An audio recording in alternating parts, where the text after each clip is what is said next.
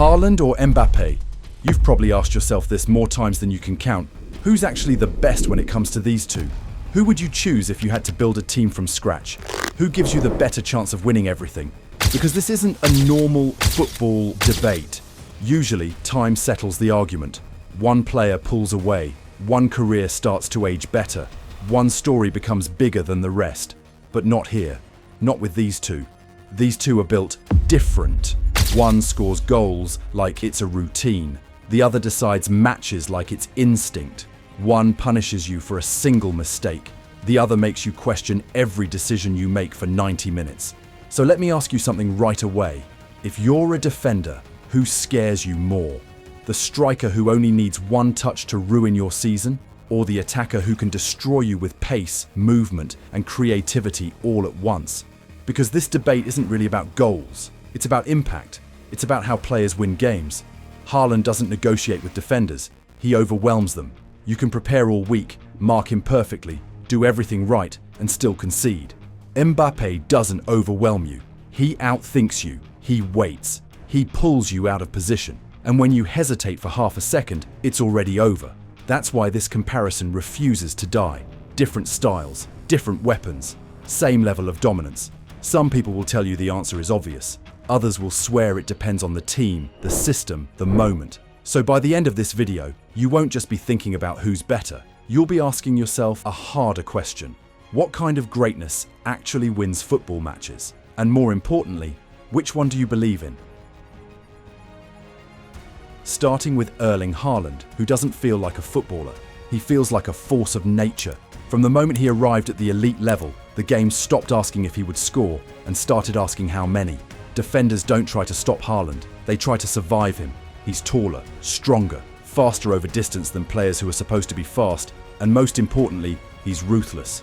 Haaland doesn't need rhythm, he doesn't need touches, he doesn't need confidence. Give him one chance and the game changes. When Manchester City signed him in the summer of 2022, there were questions. Would he fit Pep Guardiola's system? Would his directness disrupt City's control? Would the Premier League slow him down? The answer came immediately. In his debut season at City, Haaland scored 52 goals in all competitions, the most ever by a Premier League player in a single season. He shattered the league's long-standing record with 36 Premier League goals, breaking a mark that had survived for nearly 3 decades. In the Champions League, he added 12 goals, including an unforgettable 5-goal demolition of RB Leipzig in one night. City didn't lose control.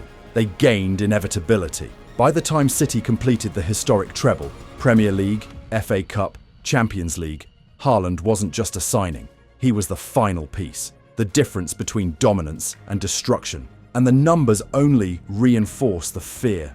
Haaland became the fastest player in Premier League history to reach 50 goals, doing it in fewer than 50 games. By the end of his second season in England, he had already crossed 80 goals for Manchester City, despite missing stretches through injury. But what separates Haaland from traditional poachers is where he does this. Title races, knockout rounds, Champions League nights where one mistake ends your season. You can dominate possession against City.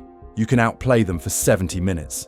But if Haaland is still standing, the game isn't safe. That's his power.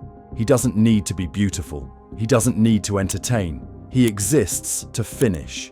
And in modern football, where margins are microscopic, that is terrifying. But there's a flip side. When Haaland doesn't score, people notice. When he's quiet, it feels louder than anyone else being quiet. His impact is concentrated. He doesn't control the tempo. He doesn't run the game. He ends it. And that's where this debate truly begins, because on the other side stands a player who doesn't just finish games, he becomes them. Kylian Mbappé. Mbappé doesn't just score goals, he decides football matches. Where Haaland waits for the moment, Mbappé creates it. Speed is the first thing everyone notices, that explosive burst that turns defenders into spectators. But speed alone doesn't make you special. Decision-making does. Mbappé knows when to run, when to pass, when to slow the game down, and when to end it himself. From the moment he joined PSG in 2017, the trajectory was clear. By the time he left Paris, Mbappé had become PSG's all-time leading scorer, with over 250 goals in all competitions. He won 6 League One Golden Boots, often by double-digit margins, and routinely carried PSG deep into the Champions League, including the 2020 final, where he was still only 21. However, Mbappé's defining trait has always been his ability to handle pressure. At the 2018 World Cup, he scored 4 goals, including one in the final, becoming a world champion at 19. In 2022, he went even further. 8 goals, a golden boot, and a hat-trick in the World Cup final, something football hadn't seen in over half a century. When the stage gets bigger, Mbappé gets louder. What separates him from almost every forward of his generation is range. He can beat you one-on-one, score from distance, finish in the box, create for others, start wide, or lead the line. Now at Real Madrid, the responsibility has only intensified. This isn't a team built to protect him. It's a club built to win everything. And in his first season, Mbappé immediately became one of Madrid's primary attacking reference points, producing elite numbers while adapting to a new league, new teammates, and relentless expectation. But here's the truth people avoid. Mbappé's influence depends on flow, on movement, on chemistry. When it clicks, he bends the entire match. When it doesn't, the burden is heavier and the risk is higher. And that contrast is exactly why this debate still refuses to end. So, who's the best? There is no clean answer. If your season comes down to one chance, one cross, one loose ball, one mistake, many managers choose Haaland. He is punishment. You don't negotiate with him. You survive him, or you lose. But if the game is slipping away, if the plan is broken, the rhythm is gone, and chaos is creeping in, many choose Mbappé. He doesn't wait for the moment. He creates it. He changes shape, tempo, belief. Haaland bends matches with presence. Mbappé bends them with intent. One is inevitability, the other is imagination.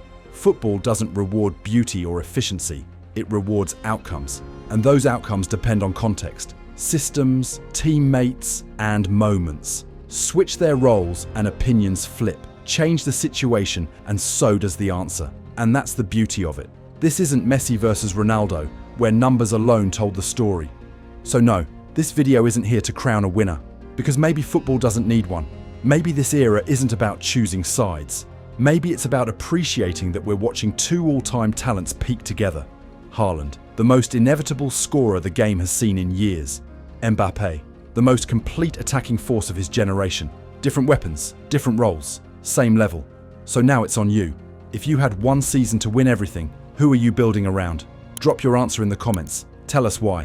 And if you enjoyed this breakdown, make sure you like the video and subscribe, because this debate isn't going anywhere, and neither are they.